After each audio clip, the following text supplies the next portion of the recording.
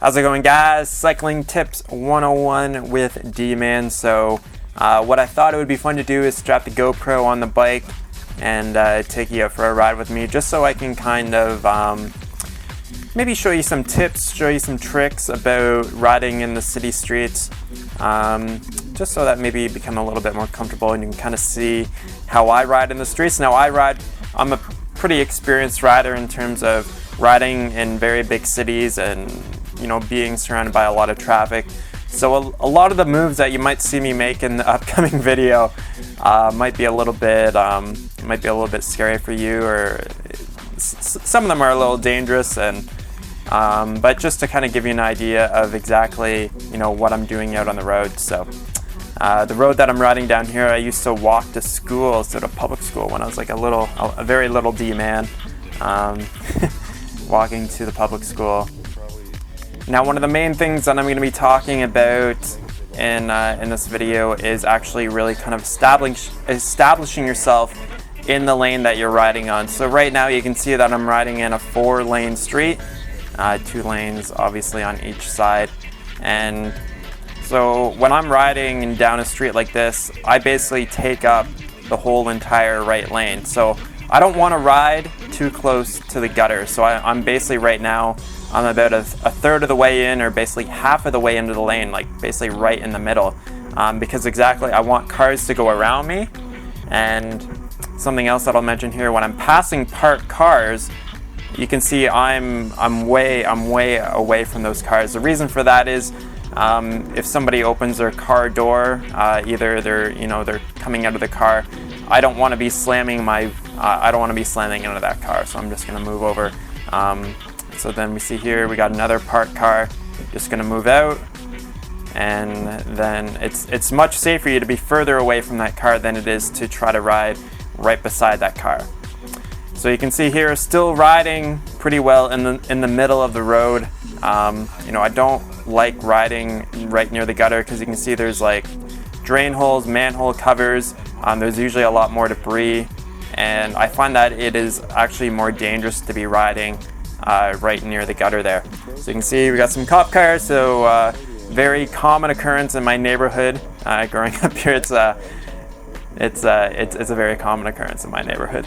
So you can see here, I'm just doing this on purpose right here, is like I don't want to be riding near the gutter. The reason for that is if cars try to pass me and I'm right near the gutter, then they're gonna come very close to me, because they're gonna want to stay in their lane. But if I move out into the middle of the street like this, then they actually have to go almost fully into the other lane, and that is a much safer way for cars to pass. Because say they have to swerve to the right quickly while they're passing me for whatever reason, they might bump into me, and then I'm going off into a telephone pole or anything like that. Just by the way, I've lived in this city in London, Ontario for approximately 25 years or so. I know the streets really well, and I know the light sequences, and which lights have advanced screens and all that kind of stuff. I know the streets very well here. I've lived here for a long time. So again, here just riding a third of the way in, just staying away from the gutter. A lot of people ask about riding on the sidewalks. I don't like to ride on the sidewalks personally. I don't think so. I know, like in London specifically, or I think probably in Ontario in Canada, I'm pretty sure it is actually technically illegal to ride your bike on the sidewalks. Not like, say if you just ride your bike on the sidewalks a little bit, it's not like they're gonna like pull you over or whatever. But I think they want to keep the sidewalks for the pedestrians, so for people walking, and they want to keep the bikes on the road.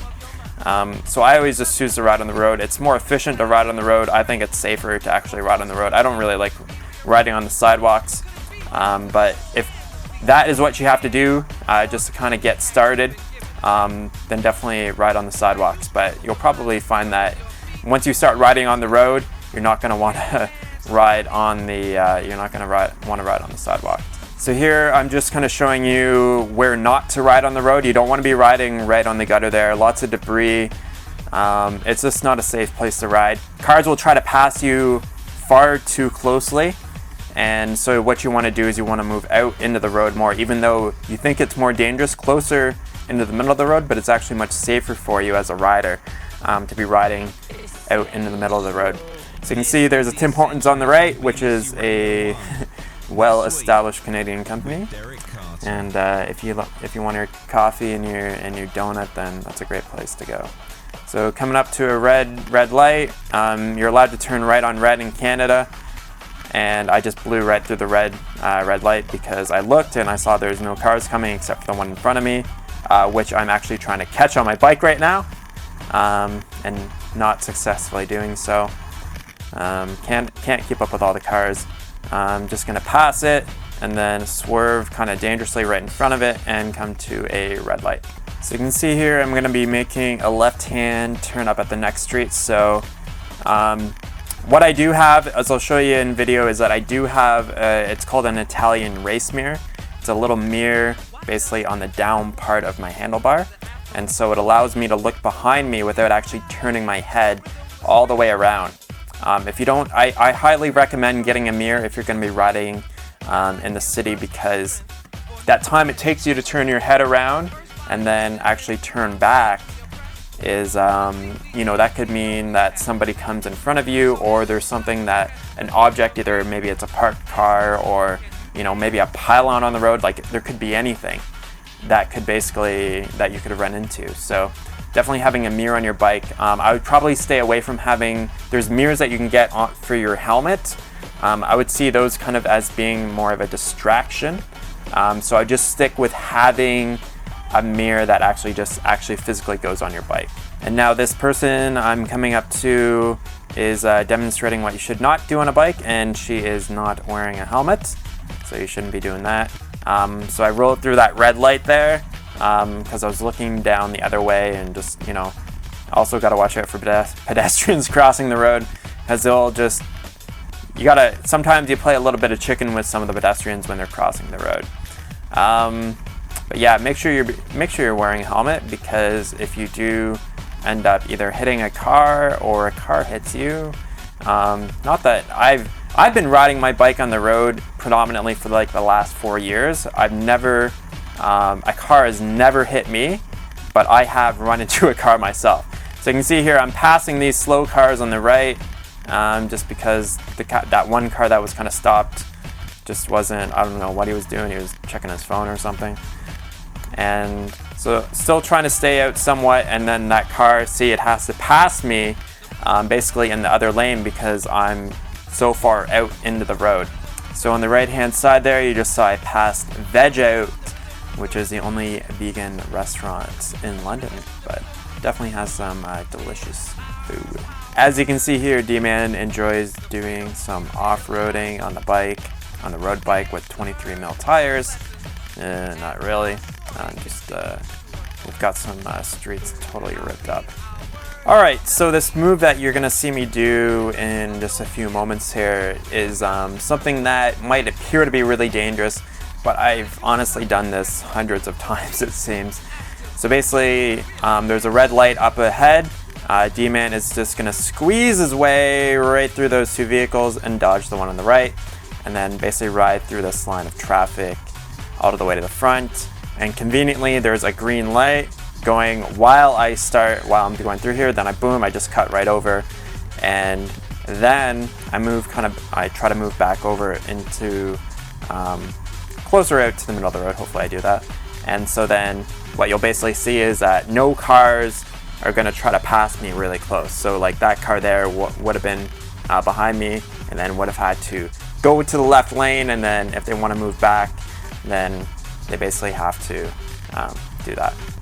So right here, basically I'm letting, I want to turn left up here, so I'm letting that car get ahead of me, swerving over into the left-hand lane and pulling an illegal U-turn right here, actually. That's a red light I just went through. And just reason for that is I just like to show off on the camera and be all dangerous and stuff. So what typically happens when I'm riding down a road like this is that when I look in my mirror, I can see that the cars are definitely kind of behind me and waiting.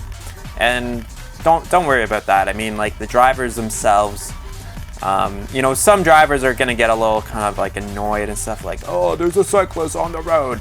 But the thing is that you have a right to be on the road, and you don't have to ride on the sidewalk or anything like that.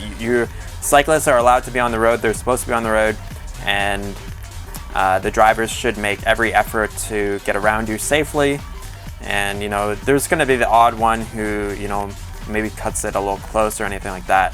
But it's usually pretty good out there. So I'm coming up to another intersection here, and even though there's a red light here, but just because I know the lights, there's an advanced green, so I'm actually just going to roll straight through that red light. It's kind of funny. Some of my buds and I, we kind of joke that red lights and stop signs are actually yield signs for cyclists. It's not. I can't tell you that to be true, but you should stop at every red light and you should stop at every stop sign. And I'm trying to bunny hop a set of train tracks right there. Bunny hopping is something that's kind of useful to be able to do on the bike. Much easier when you have actual cycling shoes and you're clipped into your pedals. On the right hand side here is Barney's patio, which is a very popular spot for people getting drunk in the summertime. So this is definitely one of the first warmer days that we've had in London, Ontario. I think it's hitting almost 25 degrees Celsius, which is a nice warm spring day, and a beautiful day to get out on the bike and just have some fun in the sun, man. So just gonna pass this car just between these cars to come up to the red light. I don't like to wait behind cars like that if I'm coming up to a red light, so I'll basically just pass all of them and then just wait for the light to go green. So the light is still technically red, but there's no other cars coming, so D-Man just rides straight on through. So if you're familiar with London, I'm riding down Richmond Row right now, and definitely one of the more kind of fun streets to ride down, and just lots happening. So you can see I probably should have been a little bit further away from that car when I passed it, just back there, but sometimes you don't always remember. But getting doored by a car is not something that's not fun. It's never happened to me personally, but I will say the only time that I've actually had contact with a car is when I actually ran into a parked car when I was in Australia. So it's not something I talk about because it was kind of embarrassing, but I've never actually been hit by a car, but I've actually hit a parked car myself. And the reason for that was I was looking at my Garmin and I wasn't paying attention to the road. So I was looking down at my Garmin, and then I looked up and noticed, I'm like, oh my God, I'm about to run into a car. And so I definitely smacked the car pretty hard. And I almost broke my hand on that. But so you can see here, just basically going through those cars. Might appear to be dangerous to some people, but I've done it so many times that it's like whatever. Trying to keep up with the cars here, and kind of coming up to a red light, but it's gonna go green real soon, so I'm just gonna squeeze between the cars here. And these people are trying to, and light's green. Almost, some pedestrians are just trying to, cross the street. Very too late. I'm out of the saddle sprinting here because I'm turning left right down here, so I want to be basically out in the middle of the road and slow down. I actually have my left hand out as a signal to let the drivers know behind me that I'm turning left. Hand signals can definitely be beneficial for just letting the drivers know if you're turning left, if you're turning right. I will try to use hand signals just to let drivers know, so I'll just kind of basically, that person almost, I don't know what they're doing. Some people, I just try to put my hand out, just kind of almost like, just to let them know that I'm going to be merging into the, maybe merging into the lane or something, or, like just to try to bring some attention to myself. So you saw I ran another red light. Again, red lights for me are kind of a little bit of an optional thing. Obviously, I do it safely. I'm looking both ways and seeing what's happening. And this is actually, so this is I want to talk about bike paths. So this is the first actual bike path or bike lane that I've come across on this ride so far. So I've been riding for about 25-30 minutes right now, and I would never say like, oh, like if you shouldn't ride on a road unless you're riding in a bike lane, because clearly in most cities and most towns there's not a lot of bike lanes, but I don't think that should really deter you from actually going out and riding your bike on the road. So this is actually, yes, so this is actual first proper bike lane. So use them when you definitely can, right? Just because it does give you all that extra space, and cars can pass you safely just on your left there, and it would be on your right if you're in Australia or something like that. So right here, I'm actually sprinting out of the saddle, and the reason for that, you can't really see it, you can kind of barely see it, but there's actually someone riding one of those little like electric kind of like motorized scooters, and I'm basically just trying to catch up right now. And reason for that is just because it's kind of fun to, you know, like race those little motor scooters, and because they don't really go that much faster than a bicycle. So here we go. D-Man wants to try to pass him.